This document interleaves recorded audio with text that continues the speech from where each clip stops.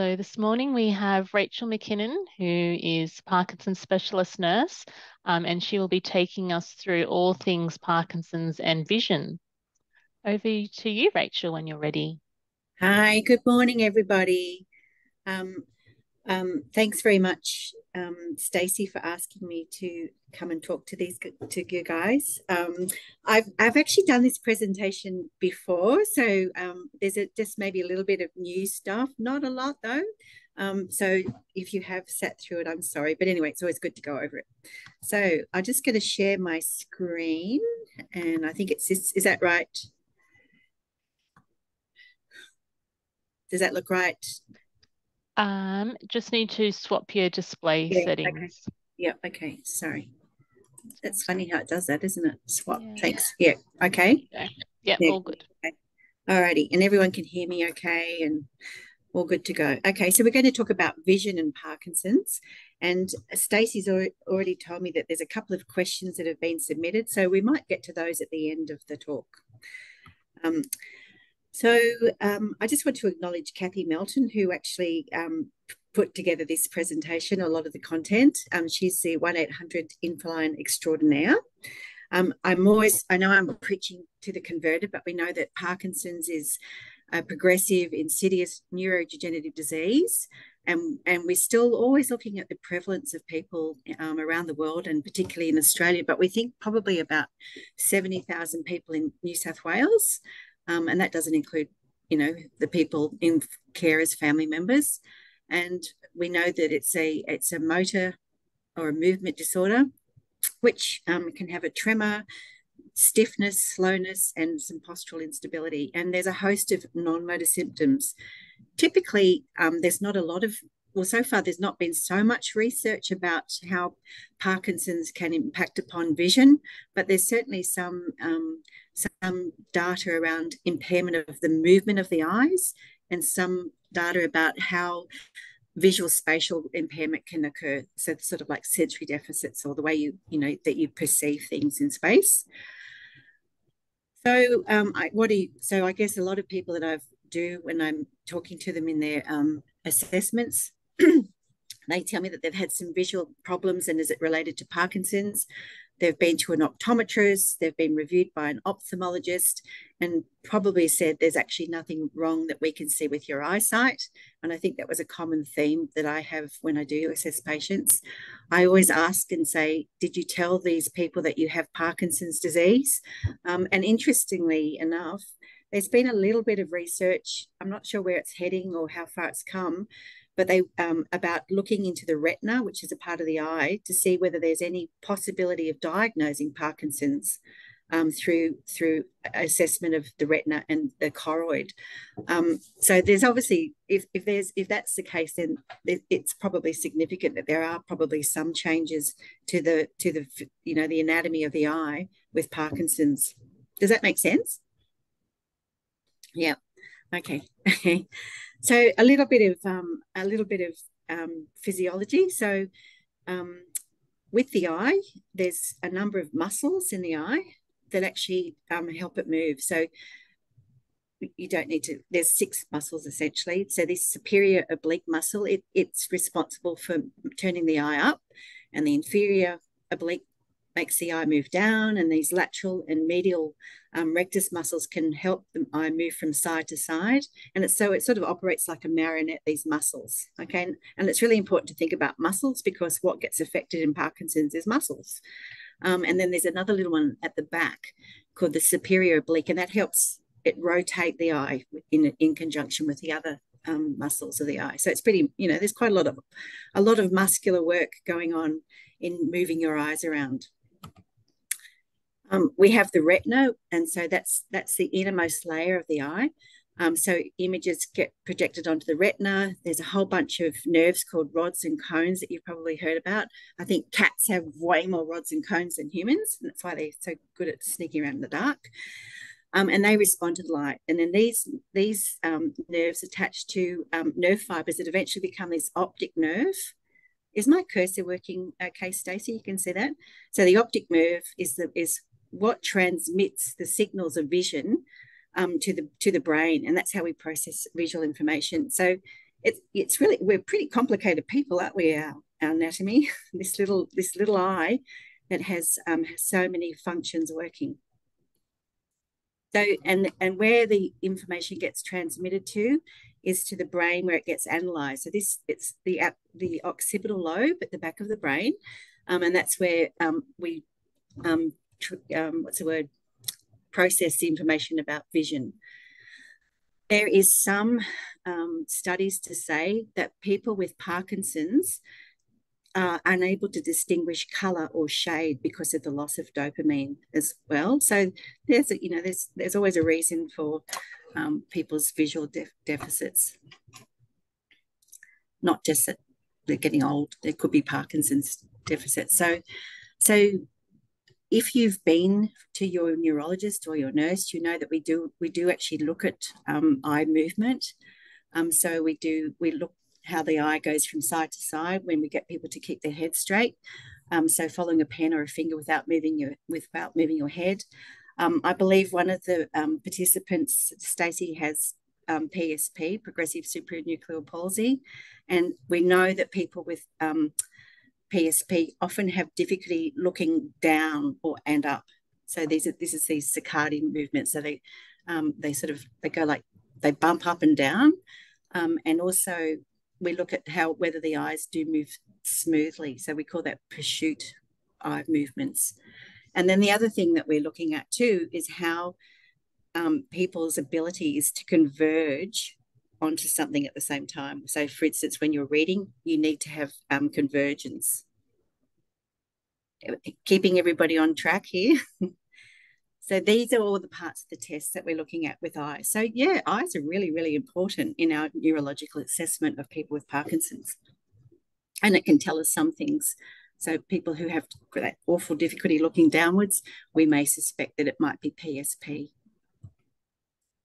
So visual deficits, I think, are apparent in Parkinson's, but they're probably not fully explored in terms of research. So what are some of the things that can happen? So we know that people with what we have called hypermimia, or the masked face, they definitely have reduced eye blinking and quite potential for dry eyes. So I think that can affect your vision. If we go back to the notion of that we need a lot of muscles for our eye movement, and we know that Parkinson's causes slowness of movement, there's the potential for impaired coordination and fatigue of your eyes. So that can also result in this non-alignment of movement and cause visual problems. I check too for people whether they have double or blurred vision. The word for that is called diplopia.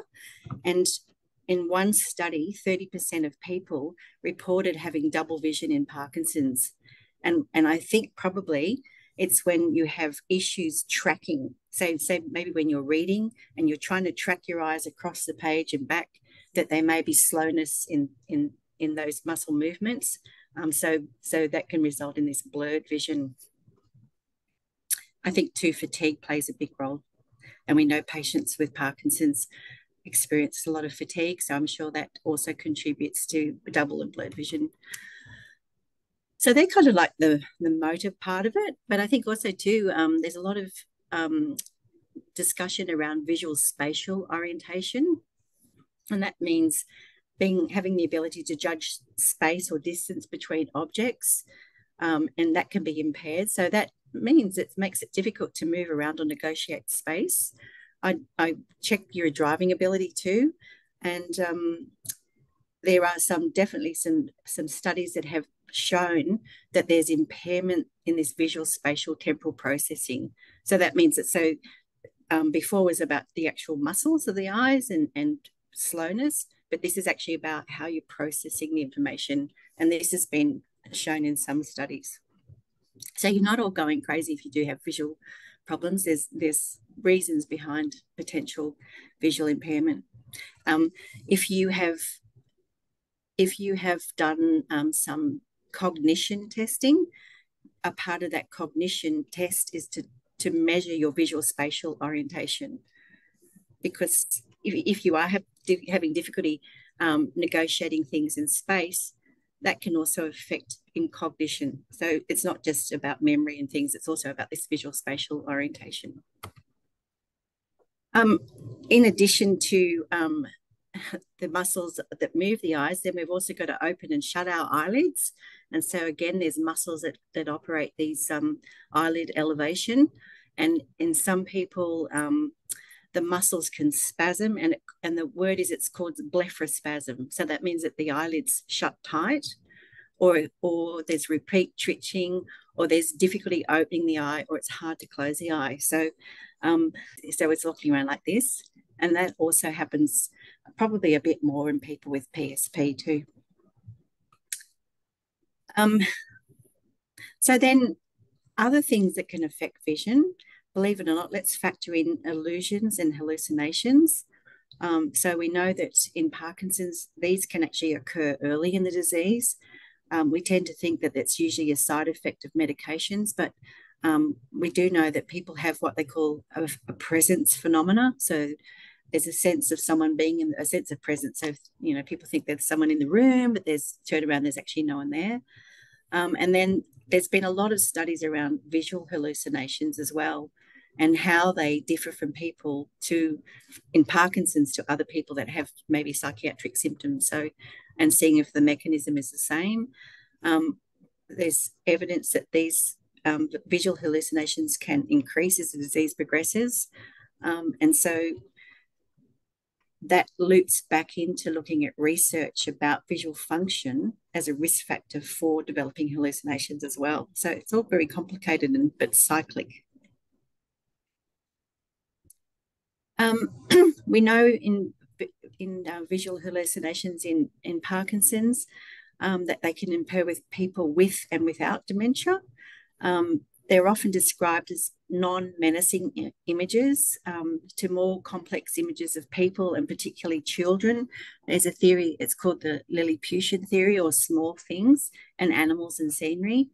I think possibly visual hallucinations tend to give carers more stress than the person seeing something that isn't there.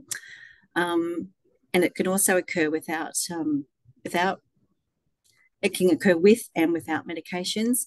And I know often in dimly lit environments, so, you know, I've been into aged care facilities where someone is in their room, and it's going from afternoon to dusk, and there's no stimulus. And so that's an opportune time for people to actually have visual hallucinations.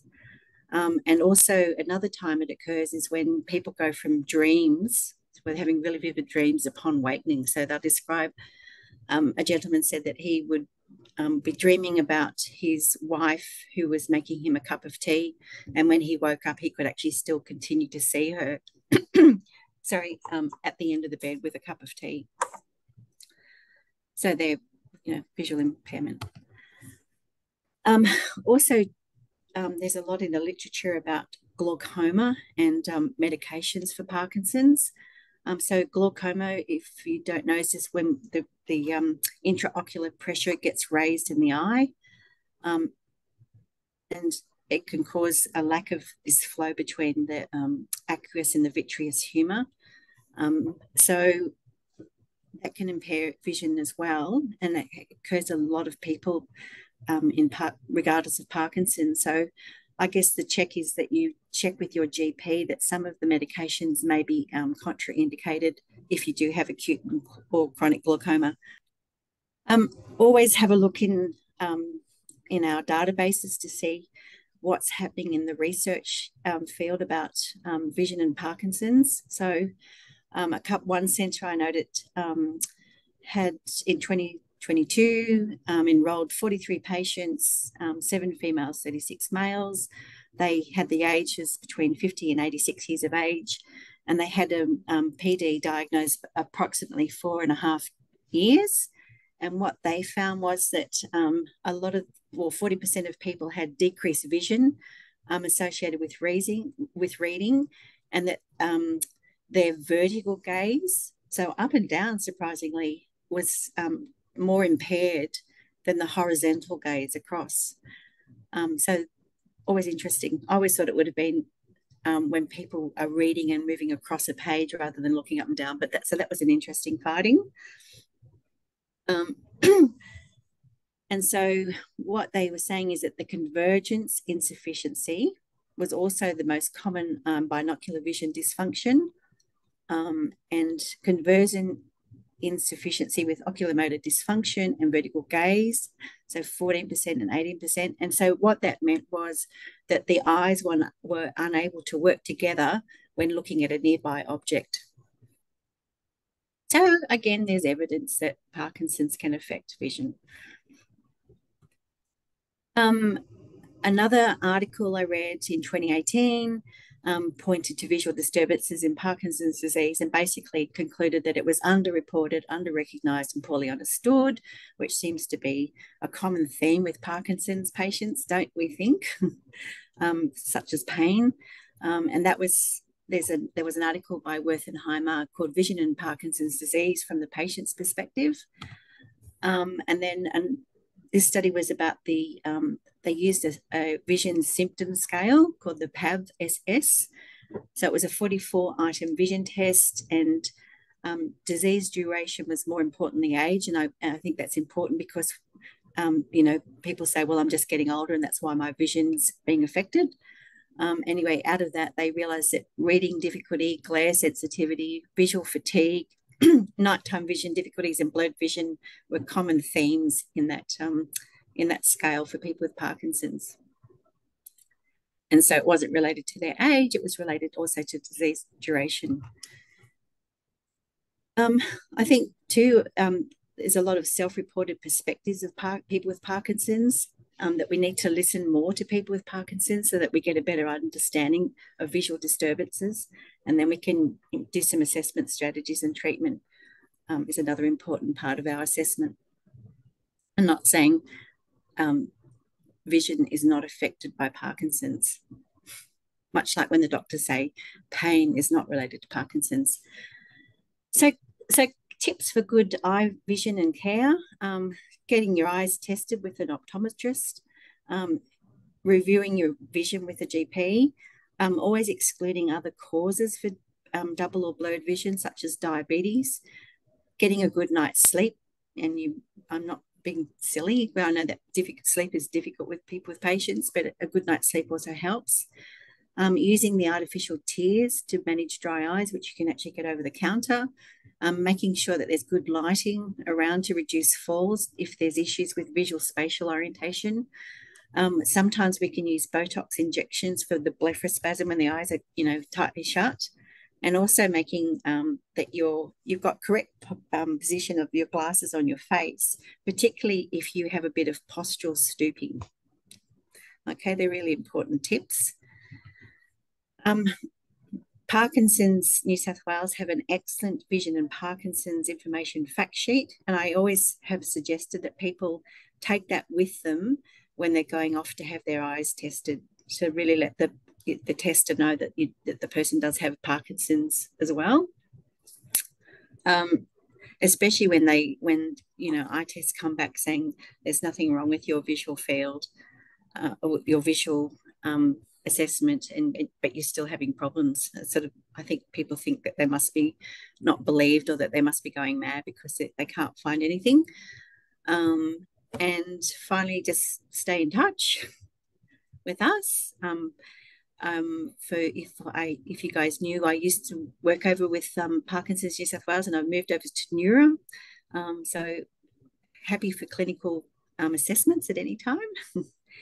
And finally, this was really interesting actually, because when we did this talk in April, these are what people came up during the conversation afterwards, some tips and tricks of people, what they were doing. So they were actually recommending the eye lubricant brands for dry eyes, make sure that they had no preservatives, take the vision and Parkinson's information fact sheet to the optometrist. We didn't know why different coloured lens impaired vision. We talked about people who'd also had some visual disturbances after their COVID-19 vaccination and wasn't completely sure if that was related to the vaccination. Eye drops in the morning, If you have a sudden loss of vision, it's probably not Parkinson's, but it might be a temporary, a loss of blood flow. Head fitting glass arms. What was that? Do you remember that, Stacey? It was a good tip anyway. Head fitting glass arms reported, with a good fit. Checking. Someone wanted to know about if contact lenses were contraindicated with someone with Parkinson's. And I think the answer to that was probably yes, because if you've got dry eyes and you're trying to put contact lenses in, then you're maybe a bit more risk of getting an injury. And other people asked us about who were the good optometrists, and we didn't really know. We just said there's no current vetted list. But I guess people in their support groups are a wealth of knowledge and know who's a good piece of people to go to. So check with those.